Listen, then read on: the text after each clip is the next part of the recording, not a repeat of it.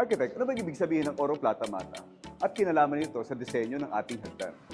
Ang Oro Plata Mata ay isang Spanish-Filipino superstitious beliefs or pamahiin na may kinalaman sa architecture elements, particularly sa design ng isang hagdan.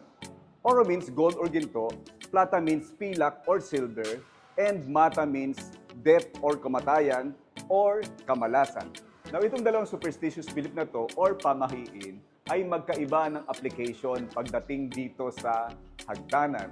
So sa Pilipino, meron tinatawag na Oro Plata Mata. Now sa Chinese Feng Shui naman is good, good, bad, bad. Ngayon, dito tayo sa isang hagdanan. So tingnan natin yung application natin dito sa disenyo ng hagdanan na to kung saan siya magpupol.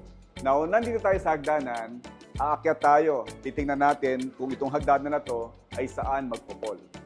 Okay? So, unang step, Oro, Plata, Mata, Oro, Plata. By the way, itong landing na ito ay kasama rin dun sa counting ng Oro, Plata, Mata. So, nag-umpisa tayo dun sa una, Oro, Plata, Mata, Oro, Plata, Mata, Oro, Plata, Mata, Oro. So, meaning, nag-fall, huminto tayo ngayon dito sa Oro, meaning gold or ginto. Now, subukan naman natin dun sa Chinese Feng Shui na good, good, bad, bad. Now, i-apply naman natin ang Chinese Feng Shui sa baitang ng mga hagdan na to. Akit tayo.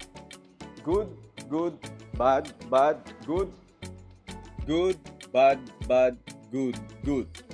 Now, both Filipino and Chinese Feng Shui nag-fall ang hagdanan na to sa Oro, meaning gold. And sa Chinese naman, meaning good. So, depende na yon sa inyong preference kung susundin ninyo yung pamahiin na to. But for the peace of mind, maybe you can apply because some of our clients also believe on this superstitious belief. Pero siyempre, hindi naman tayo dapat mag-dwell doon sa mga pamahiin. So, kinakailangan natin magsikap at magtiyaga para tayo'y maging successful sa buhay. Now you know, I'm Architect Jojo, shortly sharing with you what IQ knows.